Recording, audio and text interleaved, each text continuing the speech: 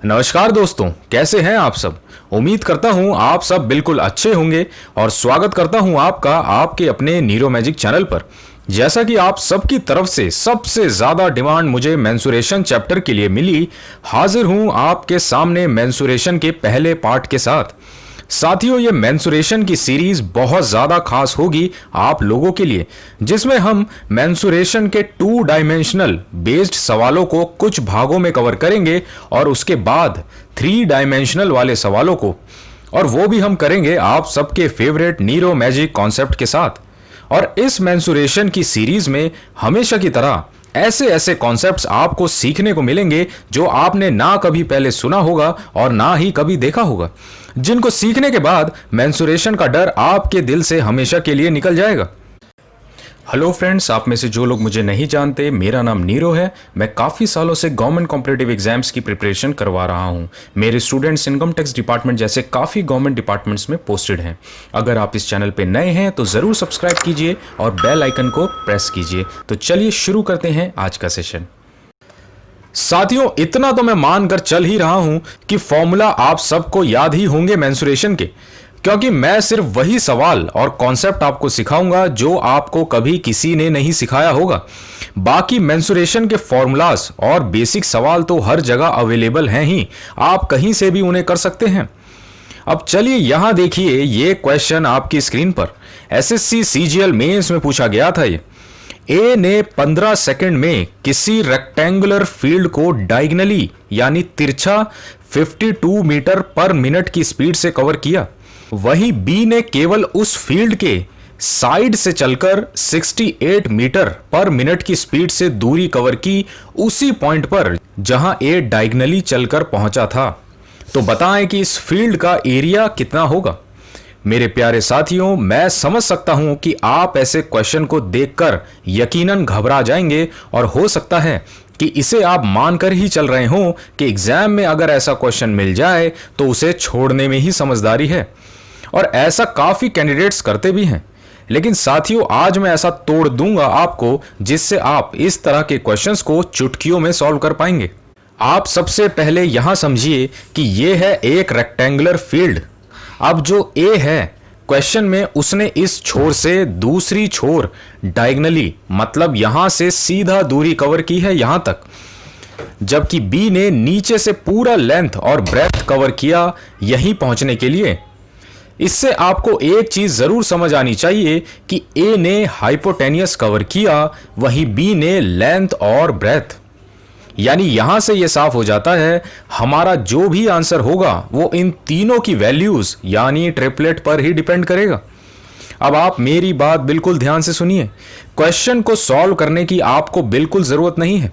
बस जो मैंने आपको अपनी पाइथागोरस ट्रिक वाली वीडियो में सिखाया वही याद रखना है, वही काम आएगा आपके, जिसमें आपको मैंने सबसे छोटा ट्रिपलेट बताया था कि हाइपोटेनियस, परपेंडिकुलर और बेस के लिए क्या होगा।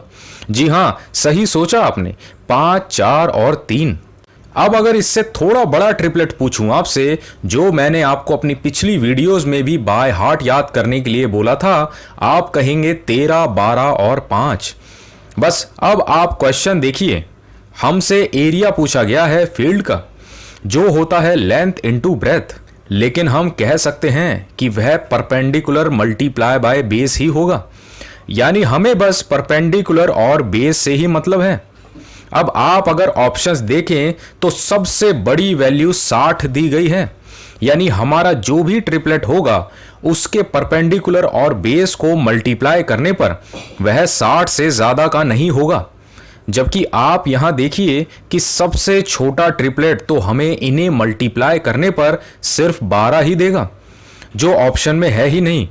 वहीं इससे बड़ा ट्रिपलेट जब हमने देखा तो यहां हमें परपेंडिकुलर और बेस को मल्टीप्लाई करने पर मिलता है 60।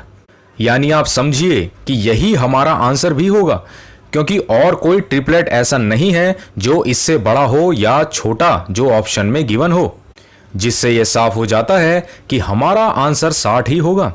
उम्मीद करता हूं साथियों आपको जरूर समझ आया होगा, और जिन भी साथियों ने अभी तक मेरी ट्रिपलेट वाली वीडियो नहीं देखी वो जरूर देख लें, क्योंकि उसकी जरूरत आपको बार बार पड़ेगी मेंसुरेशन में। तभी मैंने मेंसुरेशन की सीरीज स्टार्ट करने से पहले ही उसे करवा दिया था, जिसका लिंक आपको नीचे इस वीडियो के डिस्क्रिप्शन में भी मिल जाएगा। चलिए अब नेक्स्ट क्वेश्चन देखिए, ये आपकी स्क्रीन पर। यहां एक स्क्वायर का डायगोनल हमें गिवन है 4√2। अब हमसे डायगोनल पूछा गया है ऐसे स्क्वायर का जिसका एरिया पहले वाले स्क्वायर से डबल हो। साथियों, ये एक टिपिकल क्वेश्चन है जो हमेशा इसी तरह पूछा जाता है, इसकी फॉर्म फिक्स ही रहती है।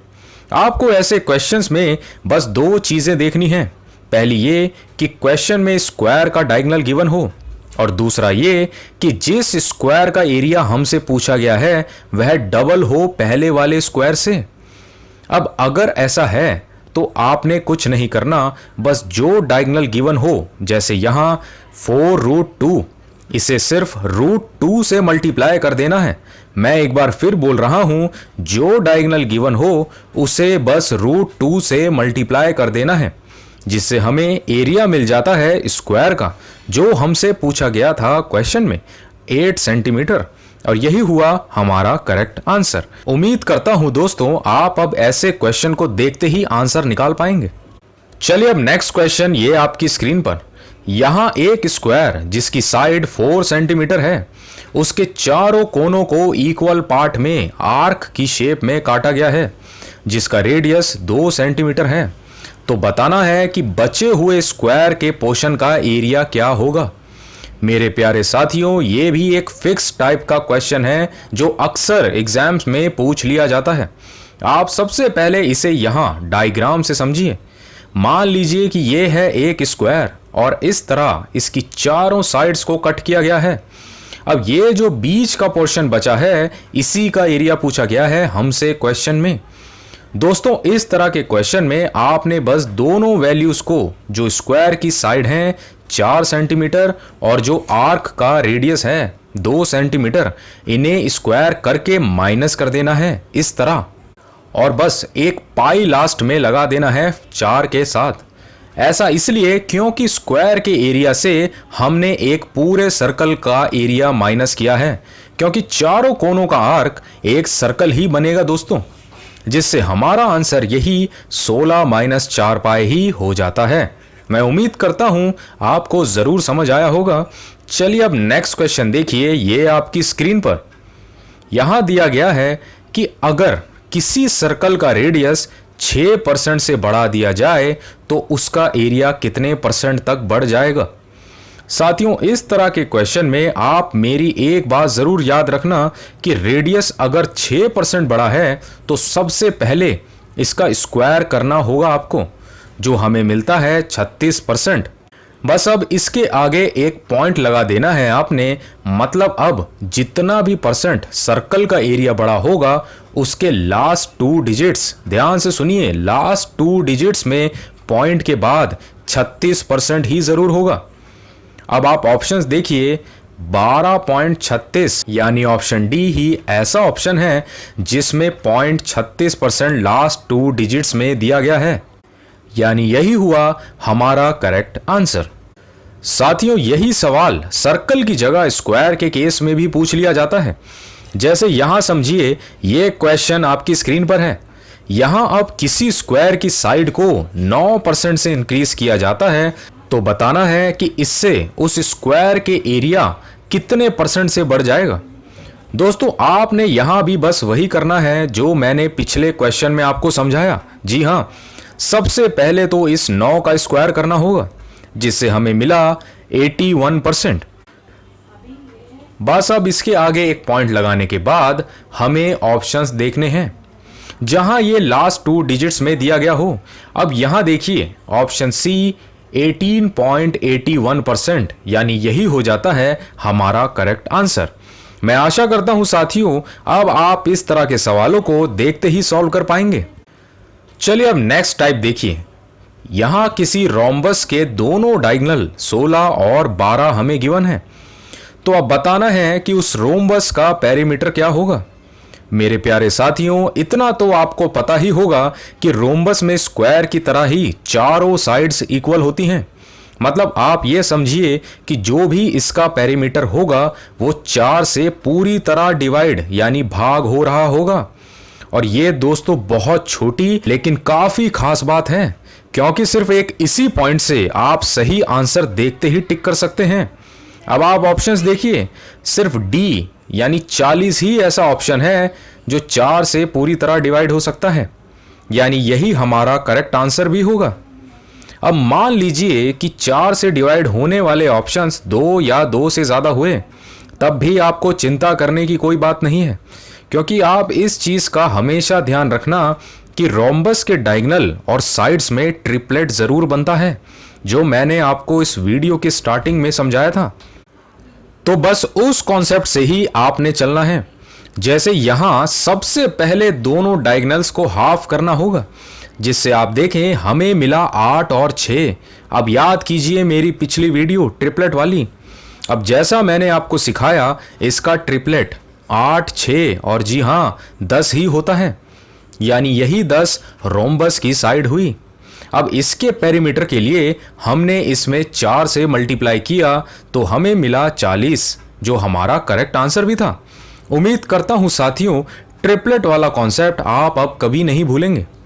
चलिए अब नेक्स्ट क्वेश्चन देखते हैं। ये आपकी स्क्रीन पर यहाँ एक स्क्वायर गार्डन का एरिया 625 स्क्वायर मीटर दिया गया है और पूछा गया है कि एक पाथ यानी रास्ते का एरिया जो 2.5 मीटर चौड़ा है और गार्डन के जस्ट बाहर बना हुआ है। मेरे प्यारे साथियों, इस तरह के क्वेश्चंस कैंडिडेट्स को बहुत ज़्यादा परेशान करते हैं, क्योंकि इनमें कैलकुलेशन काफ़ी लंबी हो जाती है और कभी कभी तो कैंडिडेट्स इसे समझ ही नहीं पाते कि इसकी शुरुआत करनी कैसे है। लेकिन आज मैं आपको ऐसे सवालों का भी ऐसा तोड़ दूंगा जिससे आप पलक झपकते ही बिल्कुल करेक्ट आंसर तक पहुंच जाएंगे। जी हाँ साथियों, जब भी ऐसा क्वेश्चन आपको मिले तो सबसे पहले ये देखिए कि क्वेश्चन में जो गार्डन है वो एक स्क्वायर की फॉर्म का है, और दूसरी सबसे ज़रूरी चीज़ कि जो पाथ यानी रास्ता है जिसका एरिया हमें निकालना है वो गार्डन के अंदर है या बाहर। जैसे यहाँ बाहर दिया गया है, तो बस अब आप मेरी बात बिल्कुल ध्यान से सुनिए। जो भी हमारा करेक्ट आंसर होगा उसमें इसी स्क्वायर गार्डन के एरिया को ऐड करने पर वह एक परफेक्ट स्क्वायर बन जाएगा। और जब हमने यही चीज़ सारे ऑप्शंस में 625 को ऐड करके चेक की तो हमें यहाँ देखिए आपके सामने ऑप्शन बी में हमें 900 मिला, जो एक परफेक्ट स्क्वायर है 30 का। यानी ये साफ है हमारा करेक्ट आंसर ऑप्शन बी यानी 275 स्क्वायर मीटर ही होगा। तो बताइए कैसा लगा साथियों आपको? उम्मीद करता हूं आपको बहुत पसंद आया होगा और काफी मजा भी आ रहा होगा नीरो मैजिक कॉन्सेप्ट पढ़ने में। चलिए अब इसी उत्साह के साथ और जोश के साथ नेक्स्ट क्वेश्चन देखते हैं, जिसमें यही पाथ यानी रास्ता जब स्क्वायर गार्डन के अंदर दिया गया हो तब क्या करना होगा। यह आपकी स्क्रीन पर। अब यहां एक स्क्वायर गार्डन का एरिया दिया गया है 324 स्क्वायर मीटर, जबकि एक रास्ते की चौड़ाई 2.5 मीटर है जो इसी गार्डन के अंदर है। तो बताना है कि उस रास्ते का एरिया कितना होगा। अब साथियों यहां भी आपने बिल्कुल पिछले क्वेश्चन की तरह सबसे पहले देखना है कि गार्डन की शेप स्क्वायर दी गई है और रास्ता जो है वो पार्क के ही अंदर है। तो बस अब आपने इस केस में जो गार्डन का एरिया है उसमें से सारे ऑप्शंस को माइनस कर देना है। मैं फिर बोल रहा हूं, जो भी स्क्वायर गार्डन का एरिया हो उसमें से सारे ऑप्शंस को माइनस कर देना है, जिससे हमारा जो भी करेक्ट आंसर होगा वह एक परफेक्ट स्क्वायर जरूर बन जाएगा। जबकि पिछले क्वेश्चन में रास्ता गार्डन के बाहर था इसलिए हमने वहां ऐड किया था, लेकिन यहां रास्ता गार्डन के अंदर है इसलिए माइनस। और ये चीज आप अच्छे से नोट करके रख लें। अब देखिए जब हमने यही सारे ऑप्शंस में चेक किया तो यहां ऑप्शन डी हमें 169 मिला, जो एक परफेक्ट स्क्वायर है 13 का, यानी यही 155 हो जाता है हमारा करेक्ट आंसर।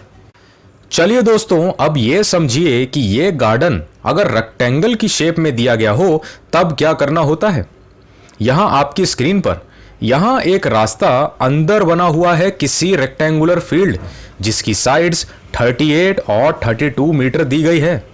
अब इस बार हमें उस रास्ते का एरिया भी 600 मीटर स्क्वायर गिवन है। अब यहाँ हमें यह बताना है कि उस रास्ते की चौड़ाई कितनी होगी। मेरे प्यारे साथियों, ये सवाल इतना ज़्यादा खतरनाक बन सकता है क्योंकि इसमें आपसे कभी गार्डन का एरिया, कभी रास्ते का एरिया, कभी रास्ते की चौड़ाई कुछ भी पूछा जा सकता है और पूछ भी लिया जाता है। तो कोई एक तरह की ट्रिक इसमें काम कभी नहीं कर सकती। इसलिए आपको मैं ऐसे क्वेश्चंस के लिए एक ऐसा फॉर्मूला देने वाला हूं जिससे सवाल में कुछ भी पूछ लिया जाए, आप पलक झपकते ही उस फॉर्मूला की हेल्प से करेक्ट आंसर तक पहुंच सकते हैं। यहां समझिए, सबसे पहले देखना है कि गार्डन रेक्टेंगुलर शेप में है और हमसे किसी रास्ते की चौड़ाई पूछी गई है। और सबसे ज़रूरी बात, वो रास्ता गार्डन के अंदर बना हुआ है। अगर ऐसा है तो आप बस एक क्वाड्रेटिक इक्वेशन याद रखेंगे, x square minus a x plus c equals to 0। ध्यान से देखिए और इसे नोट करके रख लेना आप अच्छे से। ये इक्वेशन बहुत काम आएगी आपके। यहाँ आपने माइनस और प्लस का ध्यान रखना है जो बहुत ज़रूरी है, वरना आपका क्वेश्चन गलत हो जाएगा। अब आप यहाँ समझिए कि यहाँ x, a और c का मतलब क्या है। यहाँ x वही रास्ते की चौड़ाई, a का मतलब हो जाता है गार्डन के लेंथ और ब्रेथ का एवरेज, और लास्ट c हो जाता है उस रास्ते का एरिया जो 4 से डिवाइड होगा। साथियों, इसको आपने कभी नहीं भूलना है क्योंकि इसकी हेल्प से आप क्वेश्चन में पूछी गई कोई भी वैल्यू को चुटकियों में निकाल सकते हैं। अब यहाँ a की वैल्यू के लिए हमने लेंथ और ब्रेथ का एवरेज लेना है, यानी ये यहाँ 38 और 32 मतलब 70/2 जो होता है 35। अब c के लिए यहाँ रास्ते के एरिया 600 को 4 से डिवाइड करना है जिससे हमें मिलता है 150। अब यही a और c की वैल्यू को हमने इक्वेशन में पुट कर देना है, जिससे यहाँ हमें मिला x square minus 35x plus 150। अब आपको याद ही होगा अलजेब्रा वाली सीरीज में मैंने आपको फर्स्ट पार्ट में ही सिखाया था कि यहां से ही डायरेक्ट हम फैक्टर्स कैसे किसी इक्वेशन का निकाल सकते हैं। अब जिन साथियों ने वो नहीं देखा तो उसे भी जरूर देख लें, जिससे हम यहां से डायरेक्ट बता सकते हैं कि x की वैल्यू हमें मिलती है 30 और 5, जिससे ऑप्शन में 5 वैल्यू हमें गिवन है ऑप्शन बी पर, यानी यही हो जाता है हमारा करेक्ट आंसर। साथियों, अब यह समझिए कि अगर यही रास्ता जब किसी रेक्टेंगुलर फील्ड के बाहर दिया गया हो तब क्या करना होता है। यह आपकी स्क्रीन पर यहां देखिए, इस बार उस रास्ते की चौड़ाई हमें गिवन है 10 मीटर की, जो रेक्टेंगुलर गार्डन के बाहर है, जिसकी लेंथ और ब्रेथ 200 और 150 मीटर दी गई है। अब यहां बताना है कि उस रास्ते का एरिया कितना होगा। मेरे प्यारे साथियों, यहां भी सेम पिछले क्वेश्चन की तरह आपने देखना है कि फील्ड रेक्टेंगुलर है और हमसे एक पूछा क्या गया है, जैसे यहां उस रास्ते का एरिया। अब वो रास्ता गार्डन के अंदर है या बाहर, तो यहां वह बाहर है। तो बस हमारा काम बन गया। जो इक्वेशन आपको सिखाई मैंने उसमें बस अब साइन चेंज करना होगा आपने। देखिए इस तरह, एक्स स्क्वायर प्लस ए एक्स माइनस सी। यहां समझिए, अब ax के पहले प्लस का साइन आया और c के आगे माइनस का। इस चीज का आपको खास ध्यान रहे। अब आपको पता ही है कि x हमारा रास्ते की चौड़ाई होती है, a हो जाता है दोनों साइड्स का एवरेज और c होता है रास्ते का एरिया डिवाइड बाय 4। बस अब आप सबसे पहले देखिए, a की वैल्यू हमें मिलती है यहां से 200 प्लस 180 यानी 380/2 जो हो जाता है 190। अब x जो रास्ते की चौड़ाई है हमें क्वेश्चन में दी गई है 10 मीटर, यानी अब हमने बस इन्हें इक्वेशन में पुट कर देना है और हमें यहां मिलता है 10 square minus 190 multiply by 10 plus c equals to 0, जिससे c आपको ध्यान रहे इसका मतलब एरिया 4 से डिवाइड होता है, यानी सॉल्व करने पर हमें मिलता है 8000, यानी यही हो जाता है हमारा करेक्ट आंसर। और साथियों, इसी के साथ होता है आज का सेशन कंप्लीट।